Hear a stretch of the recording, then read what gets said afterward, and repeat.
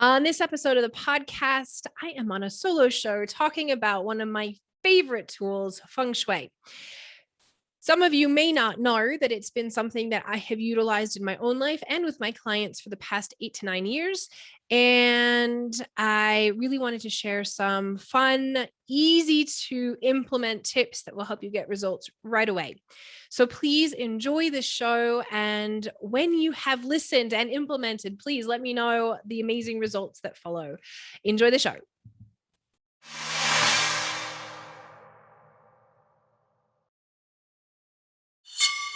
Hello and welcome to this show of the Wealth Alchemist podcast. My name is Keri Norley. I am your host. And today you have me for a solo episode. Lately, it's so interesting. Lately, Feng Shui keeps coming up in my world. And so many of you who've been listening, I tell you guys all these little things. I'm like, it's amazing to me that I've been doing this for almost a year. And how many things that I'm like, wow, I haven't actually talked about Feng Shui yet on here. And so I thought I would come and have a conversation about Feng Shui. It's something that I started utilizing and then went and became a practitioner of, must be about 9 years ago now. It's kind of crazy to think. Yeah, it must be almost 9 years ago. And for a long time, I was doing Feng Shui consults, a lot of them, many of them, hundreds of them. And many. And I loved it. I loved it. Feng Shui to me. So I wanted to share. Feng Shui is still part of my programs. My Wealth Codes program. I teach Feng Shui for abundance in there. And I go really deep into Feng Shui in that space.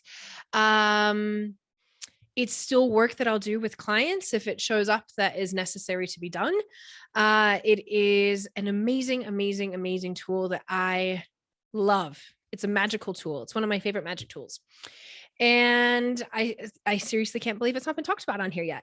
So today I'm going to tell you a little bit about Feng Shui. We're going to talk about the abundance areas and how you can improve your abundance through Feng Shui, and just give you an overview of what it is and how you can utilize it, because it works quickly. It works quickly and magically, and that's one of my favorite reasons. So, what is Feng Shui? What the heck is it? First of all, I actually have a book. It's called How to Use Feng Shui to Create Business Abundance. I'm showing you on the video, but it's pretty wild, right? Like, it's so funny. My book that you guys keep hearing about on here, The New Wealth, is actually my second book. And this is my first book that I ever wrote. And it is I'm going to call it like a little pocket rocket. A lot of people get really overwhelmed with Feng Shui because if you go and pick up most traditional Feng Shui books, it's like technical and frustrating and hard to follow. And so you don't get through it, and then you don't actually implement things. You don't get the results. So I wrote a book that is really simple and easy to follow. You have a lot of great pictures, a lot of really great, easy tips. People can read it in about an hour and start implementing. And I often get comments from people, even years later, that have been like, Keri, within hours, I got results from this book. So yeah, I'll tell you that you can get it on Amazon. Hopefully. There are days where it's a bit wonky and it gives you really high prices. So if that's the case, just send me a message and we'll sort it out. And otherwise, just wanted to let you know that. So what is Feng Shui? Feng Shui is ultimately like a 5,000-year-old, 6,000-year-old art form based out of Chinese philosophies. And ultimately, what it does is help create a natural energy flow or a life force or chi within a physical space. And so when we start to look at Feng Shui, it's like when things are blocking or when there is a flow that's blocked, it can then affect us in our lives. And so this is the reason that I love Feng Shui so much, is because you can move an item and get a result. Like, it's really simple. And so that's Feng Shui. That's why you want to use it. That's how it works. It's really, really simple. And so I just thought I'd give you a few fun Feng Shui tips to help you to get some really great results. So first of all, if you're feeling stuck, One of the things, especially in your abundance, this is, I'm going to give you a little bit of the principles of Feng Shui. In here, I will leave a link in the show notes for a Bagua map. You can go Google it as well.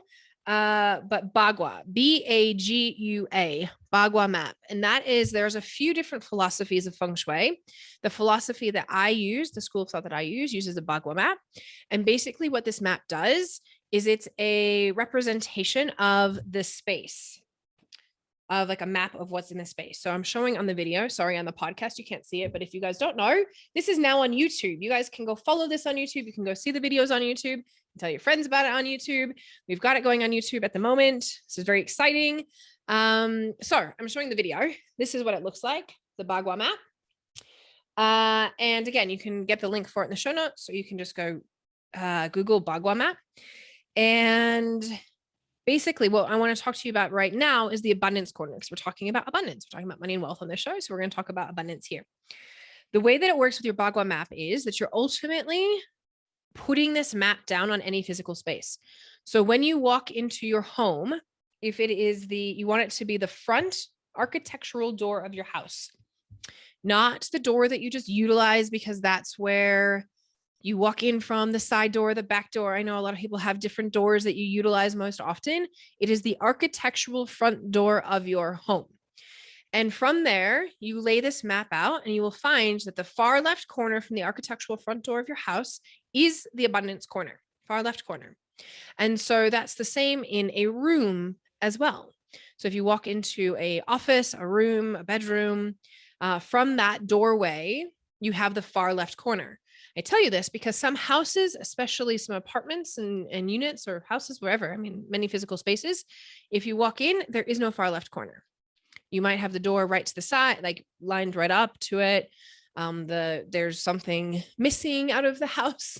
There's all sorts of reasons not to have areas in homes. There is no perfect home. There is stuff with every house. It's just a matter of how do we deal with it, and what has the best energies if we were looking for a new place to live, and which ones have not so great energies. But every house, every place that you live is going to have some sort of things that you're going to have to work with in Feng Shui. So if there is no far left corner of your house, you can pick that far left corner to get abundance worked into your routines, or if you want to work through this, in another room of your house. So walk in from that doorway and it's the far left corner of that in order to clear abundance or work with your abundance. Okay. So this can be said for, if you go pick up your Bagua mat, it can be said for any of these areas. One of the best things that you can do in order to shift your energy is declutter that area. So if you look at your abundance corner in any area of your house, or in the, in the far left corner or in any room, you can notice, is it messy? Is it clean? Is it full of clutter? So when I first learned this, my mentor came into our house, and our far left corner of the house we were living in Sydney on the beaches was our laundry room. And right off our laundry room was the living room, and the laundry would end up like, I don't know, or maybe your mom, it was especially when we had, I was, my oldest was 3. My little one was a baby when we did this. And, so yeah, there was laundry everywhere. There was laundry piled, you could imagine. And we had baby's clothes, and we had all sorts of, whatever was going on in our lives. And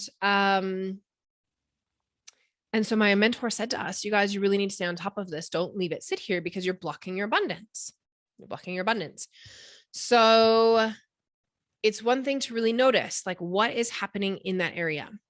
People ask me a lot, and I will continue back to what to do with it in a second, but people ask me a lot, like, what are things, like, once you have Feng Shuied your home, like if you were to have me come and do a Feng Shui consult, some of the things that I would tell you could do would be, I'm going to say, like, come on permanent moves. Like, you would do something and you'd be like, oh, now I understand this. This is how I'm rearranging the room. It's set like this.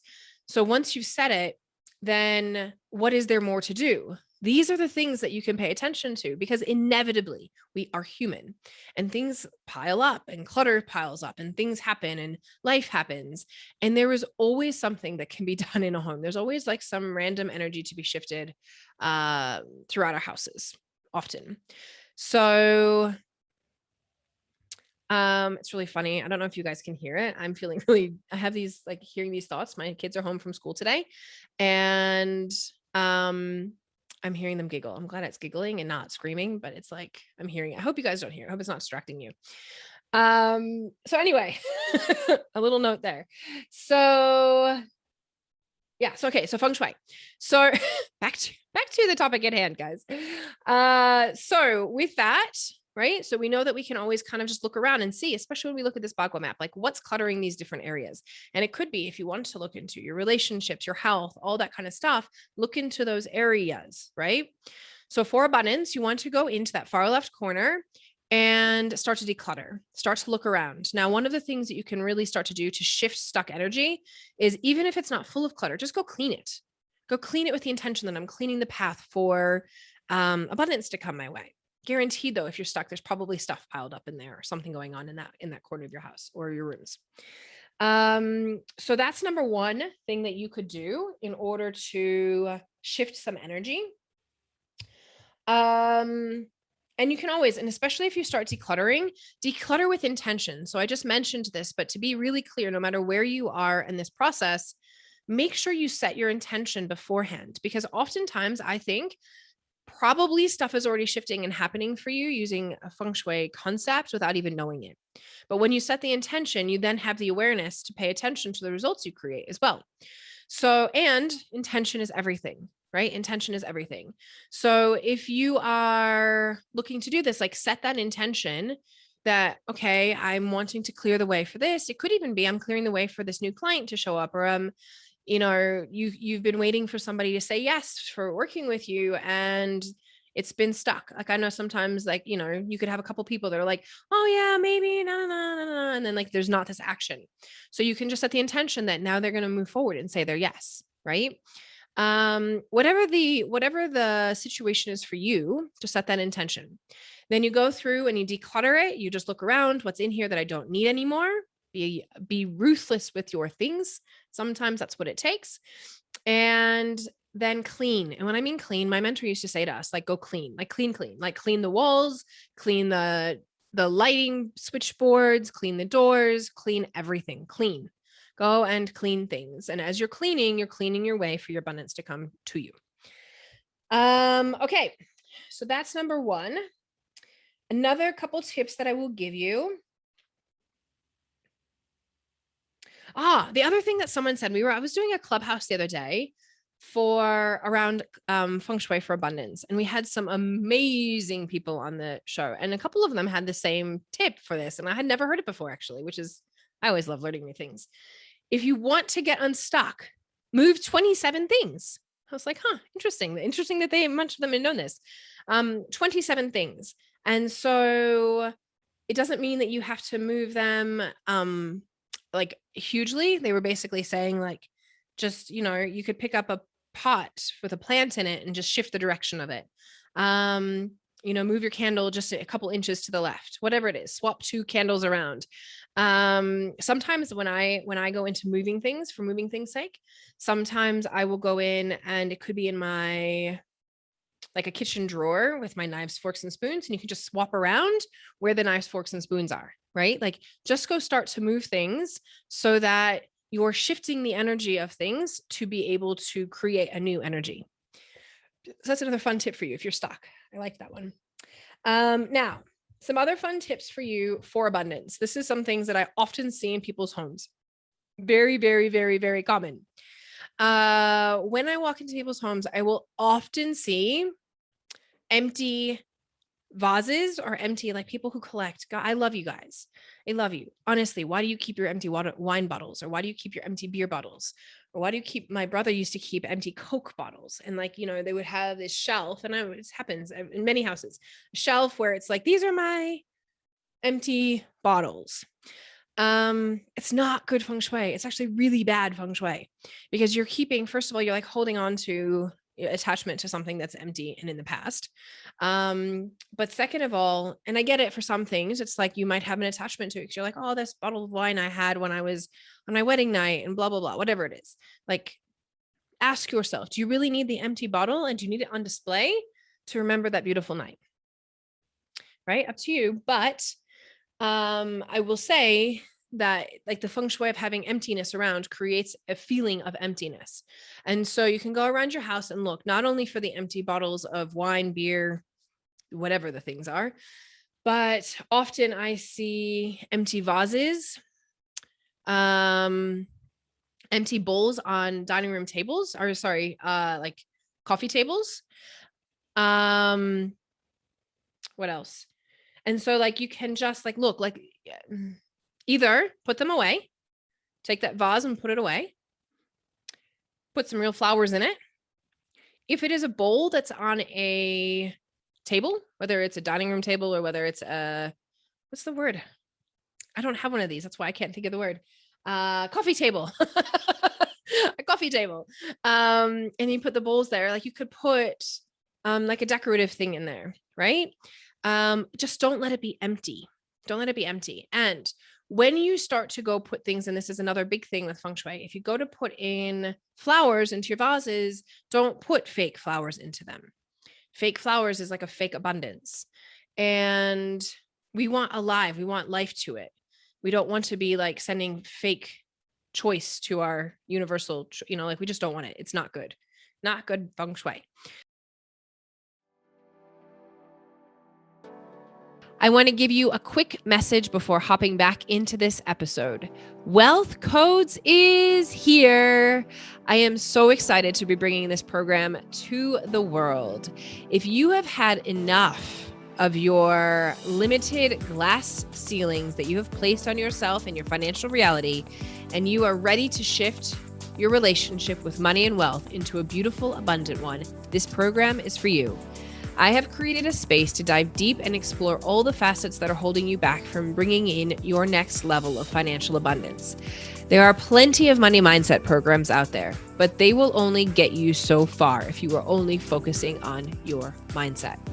You are a multidimensional being, so this program looks at all aspects of you and helps you shift your financial reality from a mental, emotional, spiritual, energetic, and physical space. We have content clearing and activation sessions each month to help you clear the stuff keeping you from living your wildest dreams. If you are ready for a next level wealth reprogramming experience, join me in this program. Head on over to kerinorley.com/wealth codes to get more information. I am so excited to see you on the inside of this program and witness you as you create your dreams. So you're best to put the vase away versus putting in fake flowers. Or go and put yourself some beautiful flowers and make sure that you have beautiful flowers in your vase. Putting beautiful flowers, fresh flowers into a vase and putting it on your dining room table is a beautiful, abundant, wonderful thing for feng shui. So that's just something to really consider. And when you start to look around, you'll start to notice, like if you have these empty containers around your house, it creates a feeling of lack. It creates a feeling of emptiness. And pay attention when you start to put these things away or fill them at how different the energy feels for you. One thing I want to actually mention about feng shui as we start to talk about moving things or changing things or rearranging things or throwing things out, getting rid of things, is one, like none of this is like, you don't have to do anything. I'm just teaching you what feng shui says, right? And I will also say, as I teach you what feng shui says, I've been doing this for a long time and it's never lied to me. And I've never not gotten results with people from utilizing it. So I'm just going to say that. Also, when you start to do things like get rid of stuff, if it's something that's really, it has a lot of emotional value to you or something like that, right? Maybe the first step for you is just to put it into a closet where you put it away so you're not seeing it right away anymore. And then seeing like, how does it feel? What shifts in the energy because you don't have it that way? And eventually what I find with most people is if you can put it away and then you'll eventually kind of forget about it for most people. And then in a few months, you'll just give it away. I wouldn't necessarily wait a few months. I would probably just, see in a couple of weeks how you feel and then make the choice and give things away. Or throw them away if they're empty bottles, right? Yeah, but nothing has to be like, you can take that step if you need to. I know I have definitely had art pieces that I have been given, and they're beautiful art pieces that I love. And then I realized the feng shui of it, and I was like, I can't have that anymore. And I took it off my wall for a while first, and then eventually we gave them away. And that felt, good to be able to have that process. We can often hold on or hold attachment because somebody gave us something and then we feel bad. What happens if they come to our house and the thing that they gave us isn't here? So the question that I have for you is, are you willing to hold on to things that are affecting your energy every single day and keeping you from creating the energy that is going to allow you to have your dreams and desires and abundance? Or are you going to live into somebody else's needs, like, oh, what are they going to think? Like, you're just giving your power away by thinking like, what is somebody going to think if I don't hang on to this and keep this? Right. And so some really big questions, like feng shui is a really, it sometimes sounds simple, but also there is this trickiness. And so that's just my thought for you. So on art, actually, I will give it a little thought process for you about art, since I am here talking about art. With art, you want to pay attention as well, speaking of abundance with your artwork, that your artwork on your walls and in your house represents feeling of abundance. I often walk into people's places and I see trees, like a picture. It could be a picture of a trees and all the leaves are off the trees. It could be a picture of trees and it's like a stick drawing and it's just a few branches. It's not abundant that way because it's not full of life, right? Another one that I'll often see is a solo person or a solo object. And if especially I see this, like I say this to you as entrepreneurs, I know many people who are listening are entrepreneurs or business owners.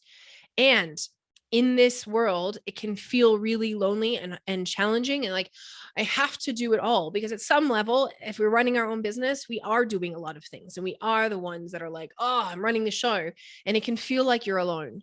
So then if you represent that with the things on your wall that say, I am alone, then you are alone. It's showing you that. And you will continue to repeat that, right? So a way to then shift that is you can have pictures of multiple people. You can have pictures with multiple objects. You can look around and see, like, it might be that you have one candle out in places. You'll see this. Like, now you'll start to pay attention, like, oh my gosh, totally. So put two there. Like, find ways to bring pairs together, to bring multiples together, and to look and like, do the pictures that are on my walls, what are they representing? Are they representing abundance? Are they representing that I am well supported and looked after and loved? Or are they representing that I'm like, I've seen pictures with people who are like slumped over, or I even saw, oh gosh, this was amazing. This was an amazing, amazing, amazing representation. Oh my God. I went into someone's house and she had these pictures on the wall that was a woman. There was three of them, and each of them was a woman, two or three of them, inside of a glass, a different type of glass, like a martini glass, a champagne glass, something like that. And this woman was like contorted into these positions, into these glasses. And I was like, what in heaven's name is this? And she said to me, we had this conversation around it. I think this was actually a gift to her. She quite like resonated with it. It kind of had this like feel that she enjoyed. But when we talked about it, she was in this position in her business where she was feeling contorted, like she was being trapped, like she was really jammed into a place that she was feeling frustrated and stuck. And I was like, and look at the picture. And she was alone, even though she had a partner. And it was like, she was feeling like this contortion, and she couldn't get out of it, even though she had this business partner. And part of it was in the relationship too. Like, she was feeling trapped in it. And so I was like, you need to take these pictures down, girl. She took the pictures down and the whole relationship shifted. I think the whole business, I want to say it actually dissolved. And she's now in a thriving business doing amazingly, amazingly, amazingly well. And with so much freedom. So these things are an actual, like, they are representing. I always say the thing that I love most about Feng Shui when I'm working with clients is, generally speaking, as I was doing coaching work well and truly before I started Feng Shui, and people will come to me, and I'm sure if you're in this industry, you understand, people will come and they'll say, the thing that they want to tell you, right? We're like, oh, this is my problem. This is what's going on. And I'm like, just show me your house. I'll tell you what's going on, because we unconsciously spew our stuff all over our house.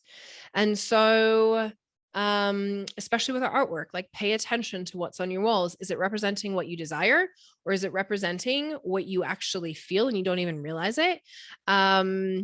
And that representation will just keep, what's the word? It will just keep like keeping that cycle alive, right? Keep that feeling alive. So I highly recommend it. And again, this is one of those places where if it's a really beautiful, valuable piece of art, you may find it a struggle to give it away or to sell it or whatever you're going to have to do. But is it worth keeping?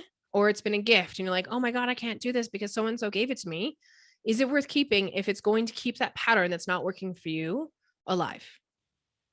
Got to ask yourself that question. So again, you can just take it off the wall for now, see what happens, and then choose to do what you want to do with it instead. What else do I want to say about Feng Shui? Hold on. I had another thought for you.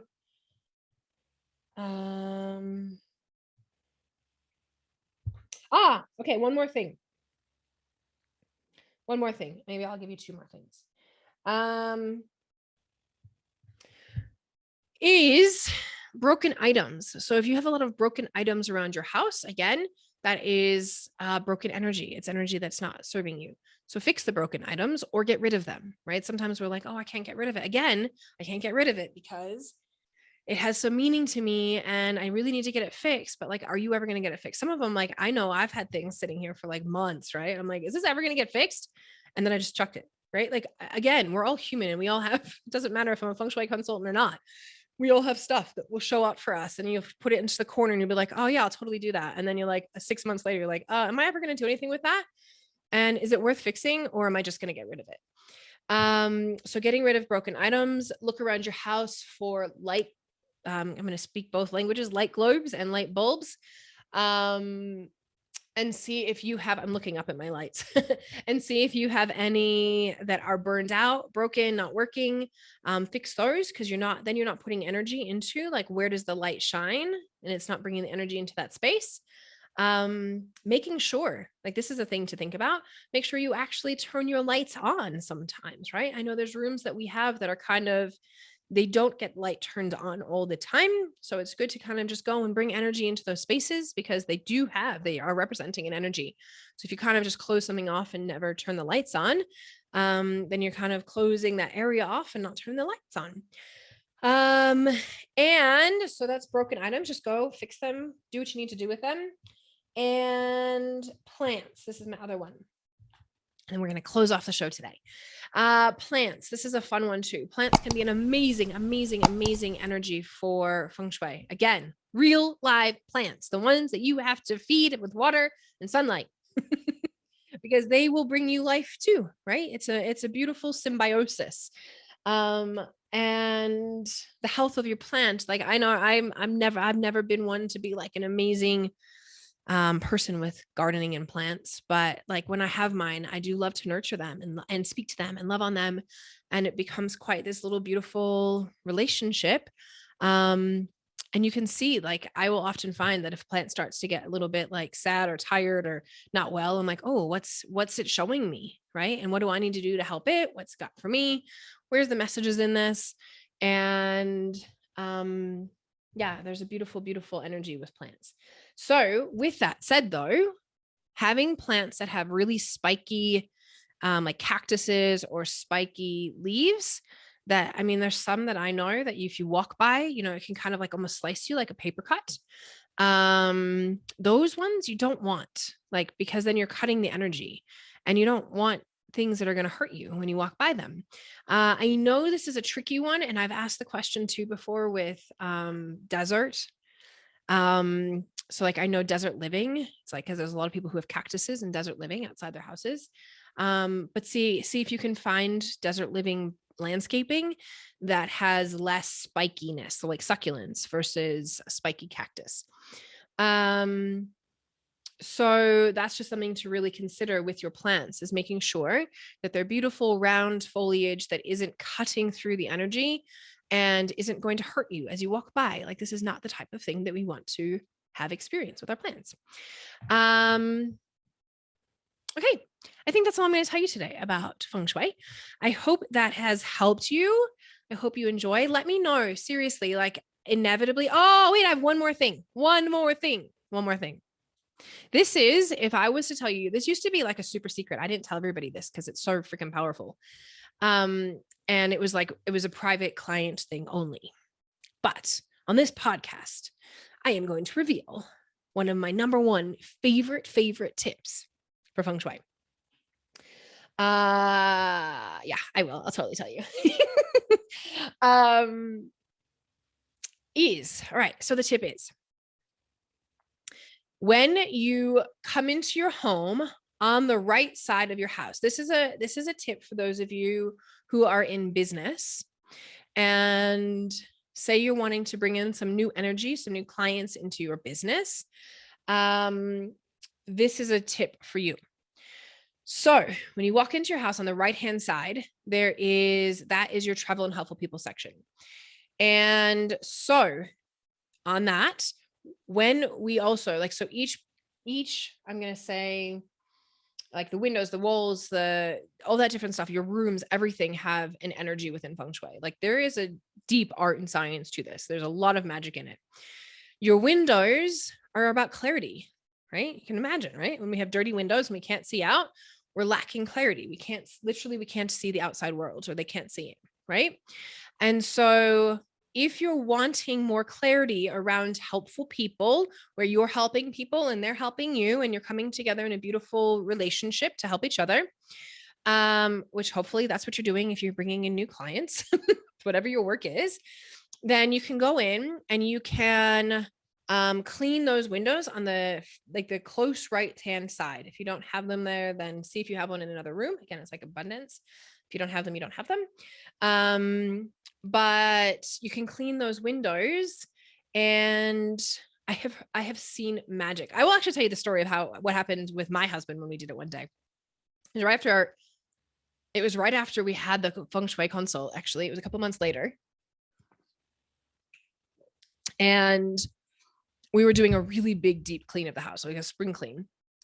And I went to go clean those windows. And at the time I was on, I wouldn't say maternity leave, because I was still doing some work, and I was doing bits for my husband, and I was helping him with marketing, because I'll tell you the story, actually. I will tell you the story. This all came to us because of this reason. I was on, Sam was months old, and we started to play Feng Shui in the house. And we were like, wow, maybe it was even before he was born, we started playing with it. I was pregnant. And we started seeing little results. And then we hired a consultant who is also somebody who became my mentor, who teaches it.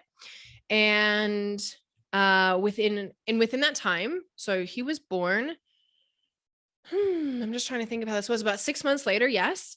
This is so long ago, because he's now 9.5, not 9 and a bit, whatever. And my husband had decided, it was about 6 months after he was born, to pretty much to transition from his personal training business into his bodywork massage business, which he's still doing to this day. If you're in Denver and you need somebody who is one of the most amazing, phenomenal therapists you'll ever meet in your entire life that fix bodies, just reach out to me. I'll introduce you to my husband. He's amazing. So he's moved into his massage business. And even though they're similar, they're very different in clients. And so we were working to build that side of the business to get in new clients for him. And we'd been doing really well. We got up to, he was sitting at about, 15 hours a week of massage within a few months, which is really great. And then we decided to do this Feng Shui aspect. And at the same time, I was like, okay, I'm starting to get ready to do my own work again. What am I going to do with my life now that I have 2 children and I have all that to manage, and blah, blah, blah. And so we hired this Feng Shui consultant to come in, and we changed his branding to be more, because I teach when I first started doing this, you guys, and I was consulting in it, I was doing Feng Shui, colors, numerology, and I would do business alignment with it. And so all of it has its place. And if you start to look at your branding, it will be representation of things too, all of the colors, the numerological stuff. I used to do numerology reports. If any of this interests you, you're more than welcome to reach out. And it's not something Not something I offer one off anymore. I'm going to tell you, it's pretty rare for me to do that. But reach out. We'll figure something. If it's really interesting to you, I'll see if I can figure something out as part of a package or something. And so I used to do this with numerology reports, all this kind of stuff. And we start to look at like, what's the energy of your business and your branding and all these types of things. When we did this with my husband, it went from 20, he went from, because by then, I think by the time we did it, he was about 20 hours a week, up to 32 hours a week. And he had a wait list for weeks. He had a wait list. And at that point, I'd pulled away all the marketing I was doing. And I was just looking at him like, okay, you're on your own, go Feng Shui. And it was quite miraculously magical. And still to this day, the man, instead of doing much marketing, he will go Feng Shui. Like I've seen him one day, I was walking by down the street and I asked him like, what are you doing? He was on the, where we used to live, there was a footpath or a sidewalk right out the front. And he's like pulling out weeds and all this stuff. And he's like, I'm doing my marketing. In that time, he got 2 new clients, not actually kidding. So back to this windows, back to the windows. I said to him, I'm like, come here, can you do the window part? Not because I wasn't capable, because I was like, because let this be for you and your business. Because at the time, like I said, I was not marketing myself in my business. I was doing other things. And so that's what he did. We used to have an A-frame outside our house because we lived on a fairly busy street down from the beaches of Sydney. And so we had this A-frame out, and it was mostly for people to actually come and know that they were in the right place, because it was a residential house that people were coming to. But also, like, would it be horrible if we got a new client off of an A-frame sitting outside of our house? And so I'm not actually kidding. He's washing these windows. And the first time somebody's come in off that A-frame is as he's washing the windows, the guy walks up. I literally sat there like my jaw was like dropped, that I was like, this guy came in, talked to Hugh. Oh my God, I'm really interested. They had a conversation and he booked in. He was in like in 2 days, whatever it was. I was like, you can't make this shit up. I've had it work for other clients. I had a personal trainer who did this, and she was wanting to get some more clients. And I think within 2 hours, she called me and she's like, you won't believe what just happened. I'm like, I will, because it's Feng Shui and it's magic. I will believe it. And she had one person who was an ex-client of hers decide she wanted to come back to do group training. So she had gathered 6 other women with her, and they signed up to do personal group training with this client. And they worked together for quite a while. And it happened right after she washed these windows. I'm just saying. Now, I don't think you should go wash those windows every single day. Like, don't abuse this, people. I mean, you can wash them every single day. I don't know if it's going to work for every single day. But I love it as like a magic tool that every so often you can go out and wash it. Again, intention is everything. Remember to set your intentions. I make no promises, because anything and everything is possible. I don't make a promise as to what can happen. Don't hold anything to like squeeze it out of the magic of it. All I know is that when I do that, it tends to work. So that is my fun for you around Feng Shui today.